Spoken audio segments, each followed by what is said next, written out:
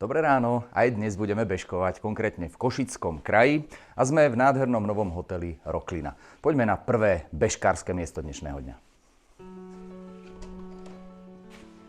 Do nového a štýlového hotela Roklina, ktorý leží len pár stoviek metrov od obľúbenej Rokliny Suchá Belá, sa ešte vrátime. Sme na južnom Spiši, pár minút cesty juhovýchodne od Popradu. Najskôr však musíme zamieriť viac na východ, do obce Žehra. Tam nás čakajú hostitelia z krajskej organizácie Košice Region Turizmus. Dnes ťa pozývam zažiť zimu trochu inak, zažiť zimu v raji, lebo slovenský raj je pre turistov otvorený aj počas zimnej sezóny a v zime ponúka úplne iný zážitok ako počas leta.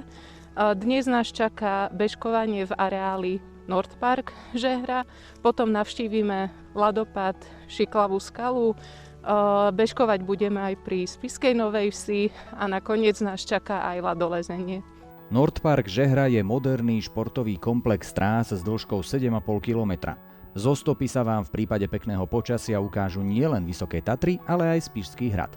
Bežkovanie vhodne doplnilo možnosti aktivít v tomto areáli, ktorý slúžil v lete najmä horským cyklistom. Outdoorové aktivity sme začali realizovať v roku 2022, kedy sme v tejto oblasti postavili prvý flow trail na Spiši. Nazvali sme ho Hradný flow a od tej doby sme začali budovať ďalšie traily a zamerali sme sa aj na zimnú sezónu, a to na rozvoj bežeckého lyžovania. Máme okruh v dĺžke cca 7 km, ale v závislosti od tých snehových podmienok, nakoľko máme v okolí krásne polia a lúky, tak tie trate sa môžu predĺžovať.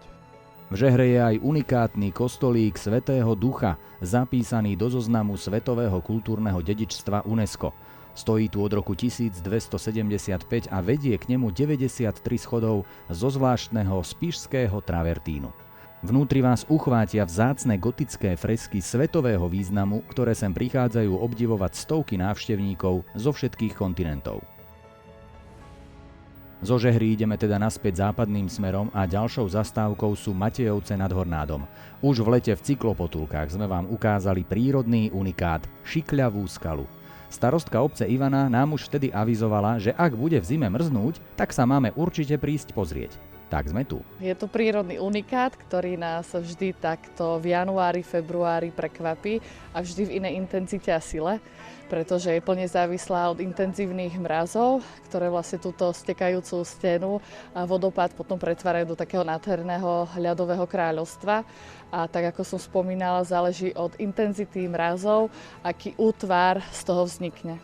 Každý rok je iná a teraz je naozaj krásna. Taká, ako je v terajšej podobe, bola naposledy asi pred 10 rokmi.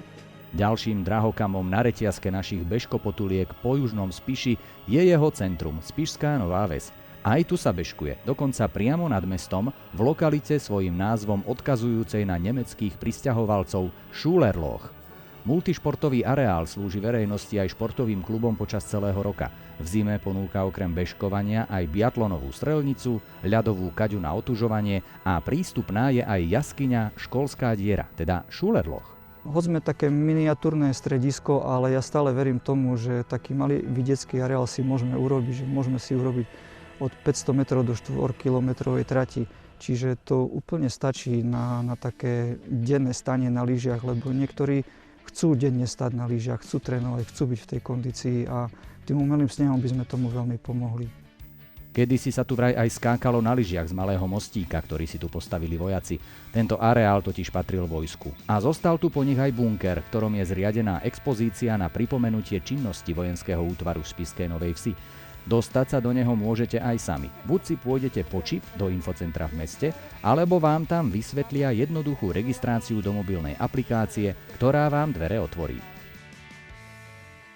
V tomto priestore vykonávali vojaci chemickú očistu, takže máme tu aj názornú ukážku toho obleku a na informačnej tabuli sa ľudia môžu dozvedieť o vojenskom útvare, ktorý fungoval v minulosti v našom meste, v Spišskej Novej Vsi.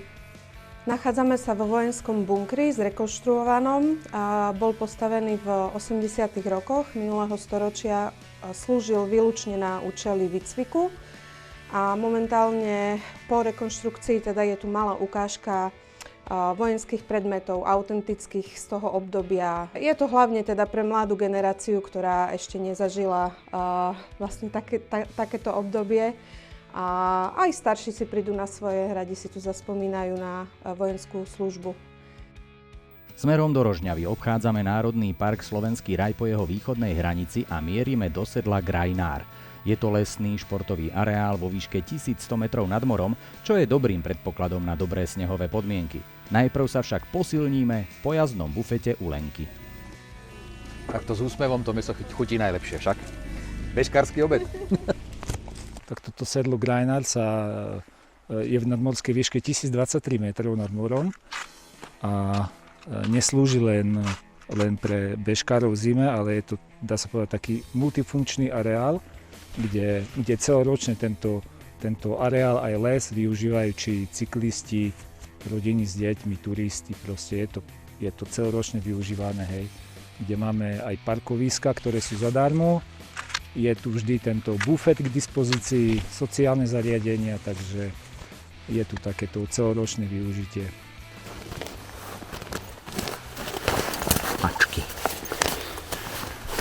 Mačky na nohy, nie na hladkanie. Dáme si v bežkovaní trochu prestávku. V zozname zimných zážitkov nám totiž pribudne v skutku unikátna aktivita. Zastavíme sa v Letanovciach, v turistami vyhľadávanej lokalite Letanovský mlyn. Tunajšie skalné rokliny majú súhrnný názov Prielom Hornádu. Voda v lete stekajúca zo skál v zime zamrzne a vytvorí úchvatné ľadopády. Horská služba ich využíva na tréning ľadolezenia.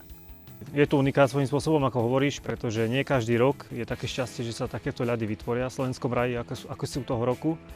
Takže v tomto smere je to unikát, ktorý nevieme, ako dlho bude trvať. Už o týždeň tu nemusia byť, takže preto sa ho snažia všetci využiť. Tak využívame ho jednak na športové vyžitie ako lezenie, technické lezenie, ľadolezenie. Samozrejme, keďže sme Horská záchranná služba, využívame ho aj na tréning, na kondičný tréning a samozrejme na technický tréning. V prípade, že dôjde k nejakému zraneniu tohto lesa, musíme byť pripravení, aby sme ho vedeli z takéhoto terénu transportovať. V podstate na to, aby to človek mohol vyskúšať, musí mať určité znalosti, schopnosti, určité skúsenosti. Ak nemá, tak minimálne ten druhý, s ktorým ide liesť, by tieto skúsenosti mal mať. Samozrejmosťou je povinná výstroj, výzbroj. Na tom netreba to bagatelizovať. No a v podstate takéto ľadolezenie v Slovenskom raji je sprístupnené všetkým, ktorí sú v určitom horolezeckom klube. Je to veru poriadny zaberák, adrenalínová injekcia, ako sa patrí. Je čas zostúpiť do základného tábora, teda kempu, ktorý budeme mať v autokempingu Hrabušice. Neslúži na ubytovanie a rekreáciu len v lete, ale najnovšie aj v zime. Aktívni starosta s rodinou nás vítajú na osvetlenom bežkárskom okruhu v jeho areáli. Máme areál autokempingu, ktorý je osvetlený, takže využívame nielen na letnú turistiku, ale aj na zimné bežkovanie. Ako ste na to vybavení? Máme techniku v rámci toho, že tá naša SROčka, ktorá tu funguje, tak sa nám podarilo zakúpiť skúter a takisto máme komunálnu techniku. Dokúpili sme si žehličku na stopu a takisto válec v rámci toho, takže keď fakt sú podmienky, tak sa snažíme, aby sme fungovali. Aby tí turisti, ktorí tu prídu, nadšenci a takisto aj obyvatelia blízkych obcí mali možnosť bežkovať. Je čas zakotviť. Vraciame sa do hotela Roklina, ktorý leží v Slovenskom raji. A naozaj má štýl. Symboly rebríkov a železných skôp, takých typických pre Rokliny raja, nájdete aj v reštaurácii. Pod vedením šéf-kuchára Alexandra Liskaja tam v kuchyni vznikla parádna večera, za ktorú by som udelil michelinskú hviezdu, keby som mohol. No a potom wellness s fínskou, parnou aj infrasaunou, soľnou inhaláciou, výrievkou a bazénom. Tak sa na to pozrite. Bazén pri takejto originálnej Rokline. Naozaj úžasný záver dnešných bežkopotuliek. Čo poviete, bol to riadny zaberák, ale keď som to dal ja, tak to dáte určite aj vy. Tak sa na vás budem tešiť aj na budúce. Ahoj!